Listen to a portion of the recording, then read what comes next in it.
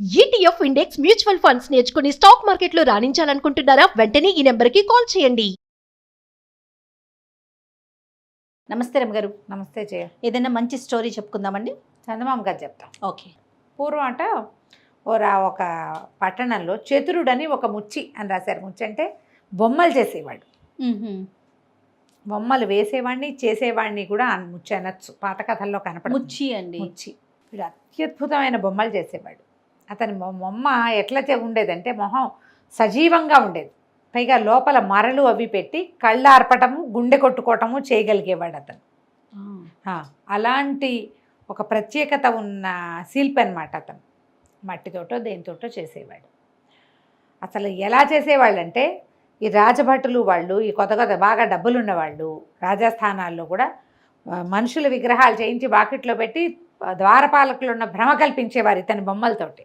ఓహోహో. అట్లాంటి బొమ్మలు చేసేవాడు. అసలు ఎంత అద్భుతమో. ఇంత పని చేయించాలి కదా, బొమ్మ సజీవంగా ఉండాలి, మళ్ళీ దాన్ని గుండె కొట్టుకోవాలి, కళ్ళార్పాలి. అది అంటే బోళ్ళంత పని.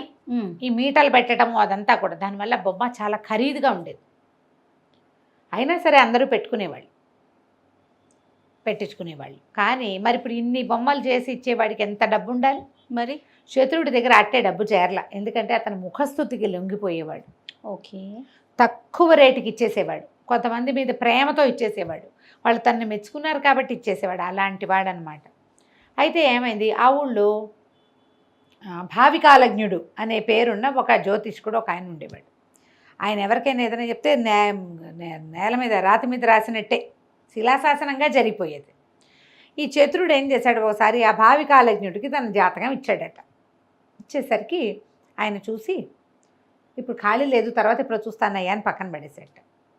ఆయన చూశాక ఆ మాట అనేసరికల్లా ఈయనకి భయం పట్టుకుంది చతురుడికి. ఏదో ఉంది, చెప్పడం ఇష్టం లేక ఆయన చెప్పలేదని అర్థమైంది. ఇక బక్కచిక్కిపోయాడు. ఒక వారం రోజుల్లో అన్నం సరిగ్గా తినలేదట. అయితే ఫ్రెండ్కి ఒకడే చెప్పాడు, భావికాలజ్ఞుడి దగ్గరికి వెళ్ళాను, జాతకం చూపించాను, ఆయన చూశాక ఇప్పుడు ఖాళీ లేదన్నాడు రా, నాకు చాలా భయంగా ఉంది, ఏమైపోతుందో నాకు అనేసరికల్లా ఆ స్నేహితుడు ఈ భావికాలజ్ఞుడిని ఎక్కడో కలిశాడు. ఆ చతురుడు చిక్కిపోతున్నాడండి. చిక్కి శల్యమైపోయాడు. ఏదో ఒక మాట చెప్పండి అనేసరికల్లా ఈయన అన్నాడు, ఆ చతురుడికి ఏముంది, బోళ్ళంతా ప్రజ్ఞాపాఠ వాళ్ళు ఉన్నవాడు, ఏదో సంపాదించుకుంటాడు, పర్వాలేదు, కానీ వచ్చే బహుళ నవమి నాటి రాత్రి 1 గంటకి జాగ్రత్తగా ఉండమని. ఆ ఒక్క నిమిషం గడియ తప్పించుకున్నాడా, తర్వాత ఏమి ఇబ్బంది లేదన్నాడు. స్నేహితుడు పరిగెత్తుకుంటూ వచ్చాడు. ఒరే చతురా నీ కొంప మునిగిందిరా, బహుళ నవమి నాటి రాత్రి 1 గంటకి నీ ప్రాణం పోయే ప్రమాదం ఒకటి ఉంది, యమకింకర్లు వస్తారు నీ కోసము, భావికాలజ్ఞుడు చెప్పాడురా అనగానే భయం వేసేసింది చతురుడికి. ఏమనుకున్నాడు, ఇంతేనా అనిపించింది. తర్వాత మొదట అలా భయం వేసి ఇంతేనా అని అక్కడి నుంచి ఏం చేశాడు, తనలాగా ఒక పెద్ద నిలువుటద్దం ఒకటి కొనుక్కొచ్చుకున్నాడు. వాళ్ళ ఇంట్లో అంతకుముందు చిన్న అద్దం ఉండేది, అంతే. పెద్ద నిలువుటద్దం తెచ్చుకుని ఆ నిలువుటద్దం ముందు నిలబడి తన్ని ఆశాంతం మొత్తం పరిశీలించుకుని తనలాగానే ఉన్న 4 ప్రతిమలు తయారు చేశాడు. ఓకే. వాడికి గుండె కట్టుకోవటము, రెప్పలు ఆర్పటము, తర్వాత ఇట్లా చేయి ముచ్చుకుంటే ముట్టుకున్నాం అనుకో నరాల సంచలనం మనకు తెలిసిన, ఇలా చూడండి టక్కు అనాలా, ఆ టక్కు అనేది కూడా పెట్టాడు. ఇవన్నీ బహుళ నవమి నాటికి రెడీ చేసేసుకున్నాడు. ఓకే. చేసేసుకుని తన గదిలో 4-5 మంచాలు ఏర్పాటు చేశాడు. 4 మంచాల మీద 4 విగ్రహాలని పడుకోబెట్టి 5వ దాని మీద తను పడుకున్నాడు. బహుళ నవమి నాటి రాత్రి 2 యమకింకర్లు గదిలోకి వచ్చారు. వచ్చి చూశారు 1 గంటకి. చూస్తే ఏముంది, 5గురు ఉన్నారు. వీళ్ళకి ఒక ఫోటో ఉంది. ఆ ఇంట్లో ఉండవలసిన వాడు ఒకడు. 5టిని చూస్తే 5 ఒకేలా ఉన్నాయి. వీళ్ళలో చతురుడెవడు? ప్రతివాడిని ముట్టు చూశారు. అందరికీ శ్వాస ఆడుతోంది. రెప్పలెత్తి చూస్తే కన్ను కదులుతోంది లోపల. కళ్ళల్లో తడి. గుండె ముట్టుకుని చూశారు, గుండాడుతోంది. ఏం చేయాలో తెలియలేదు. వీళ్ళలో ఎవరిని పట్టుకెళ్ళాలి మనం ఇప్పుడు? అక్కడి నుంచి యమధర్మరాజుకి ఫోన్ చేశారు. కనుక్కున్నారనమాట. వాళ్ళకి ఏదో దివ్యవాణి ఉంటుంది కదా, దాని ప్రకారం ఇక్కడ 5గురు ఉన్నారు, వీళ్ళలో ఎవరిని చంపాలి మేము ఇప్పుడు, అర్థం కావట్లేదు, ఏదో పొరపాటు అయిపోతుందేమోనండి అని చెప్పారు. చెప్పేసరికల్లా ఆయన ఏం చేశారు, చిత్రగుప్తుడికి చెప్పాడు. చిత్రగుప్తుడు చిట్టా తిరిగేసి వాడి క్యారెక్టర్ అంతా అక్కడ ఉంటుందట. మన క్యారెక్టర్లు నరకంలో ఉంటాయి. మనం దేనికి రిప్లై ఇస్తాం, దేనికి రిప్లై ఇవ్వం. మన పాపాల చిట్టాలాగా మన గుణగణ వర్ణన అంతా అక్కడ ఉంటుంది. ఓహో. తిరగేసి ఒరే వీడికి ముఖస్థితి పిచ్చి, చతురుడికి బాగా మెచ్చుకోండి, వాడే బయటపడతాడు అని చెప్పాడు.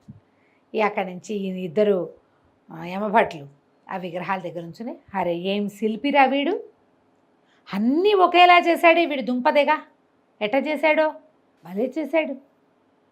అసలు చూడు, సేమ్ ముక్కు, సేమ్ మూతి, సేమ్ చేతులు, అసలు నరాల దగ్గర నుంచి ఒకేలా తేలేలాగా చేశాడురా. 50 ఏళ్ల వాడికి ఇక్కడ నరాలు తేలి ఉంటాయి, వీళ్ళ దగ్గర అక్కడ మనమైనా కొంచెం ఏజ్ వచ్చేసరికి నరాలు కనిపిస్తాయి, నరాల దగ్గర నుంచి చేశాడే. వీడంత శిల్పి వీడేరా, వీడిలాంటి వాడు ఇంకొకటి లేడు, మయుడెందుకు పనికొస్తాడు, వీడెందుకు పనికొస్తాడు, వాడెందుకు పనికొస్తాడు అనేసరికల్లా వినేస్తున్నాడు ఇదంతా. సరికి మాట్లాడలేదు కానీ సంతోషం వచ్చేసింది, లోపల ఒక నవ్వు వచ్చేసింది, బుగ్గలు పక్కకి వెళ్ళిపోయాను. మొహం నవ్వు వచ్చేసరికి ఏమన్నా బ్లష్ అవుతాం, మన సిగ్గు, మొహమాటం, సంతోషం లాంటి రకరకాల భావాలు కలుగుతాయా. భావాలు కలగగానే కపోలాలు ఎర్రబడ్డాయి, చెంపలు పక్కకి వెళ్ళినాయి. 5 విగ్రహాలని అలా 5 చూస్తూ నుంచున్నారు వాళ్ళు. ఏ విగ్రహానికి చెంపలు ఎర్రబడ్డాయో చూసుకుని ఎవడికి వాడు పట్టేశారు. మిగిలినవి 4 మనిషిలాగానే ఉంటాయి కానీ అదే వాటికి స్పందన ఎట్టా ఉంటుంది. మనం ఏదైనా మెచ్చుకుంటే అవి స్పందించవు కదా. 4 బొమ్మలాగా పడుకున్నాయి, వీడు మాత్రం ఆ పొగడ్తకి స్పందించి వెంటనే దొరికిపోయాడు. అక్కడి నుంచి ఏముంది, 1 గంట అయింది, బహుళ నవమి నాటి రాత్రి 1 గంటకి వీళ్ళు నా యమభట్టులు ఇద్దరు చతురుణ్ణి తీసుకుపోయారు. అయిపోయింది. ముఖస్థుతి సావు వేళలో కూడా పనిచేస్తుంది. ఎస్, మీ అంతటి వాళ్ళు మీదే, మీరు ఎంతో ధైర్యస్తులు, అలాంటి చావును కూడా ఎదుర్కొంటారు వాళ్ళు. వీడు ఇట్లా దొరికేశాడనమాట. దొరికేస్తే యమభట్టులు పట్టుకుపోయారు. తెల్లవారు చూశారు, 5 ఒకేలాగా ఉన్నాయి. చచ్చిన వాడు ఎవడో ఏమిటో ఎవరికీ తెలియలే. 5 విగ్రహాలు ఉన్నాయి, 5 ఉన్నాయి కదా. ఒకటి చనిపోయిన కట్టె ఒకటి ఉంది, డెడ్ బాడీ. మిగిలిన 4 దానిలాంటి వాళ్ళే విగ్రహాలు. అప్పుడు వీళ్ళేం చేశారు, ఊళ్ళో జనాలు, సరే చతురుడు బొమ్మలు చేస్తాడు కాబట్టి అన్ని విగ్రహాలు గుండెలు పరీక్షించండి, ఆడుతున్న గుండెలేమో విగ్రహాలు, ఆడని గుండె చతురుడు. గుండె అయిపోయింది కదా, ప్రాణం పోయేసరి కల్లా. తర్వాత అనుకున్నారు తనలాంటి వాళ్ళనే చేసుకున్నా కూడా వీడు యమభట్లని మోసం చేయలేకపోయాడు, పిచ్చి వెదవా ఎలా దొరికిపోయాడో అని ఈయన బాడీని మోసుకుపోయి ఆయన దహన సంస్కారం చేశారు ఇంట్లో. ఊళ్ళో వాళ్ళు ఇంకేం చేస్తారు, కథ కంచికి మనం ఇంటికి. రైట్. నమస్తే. నమస్తే.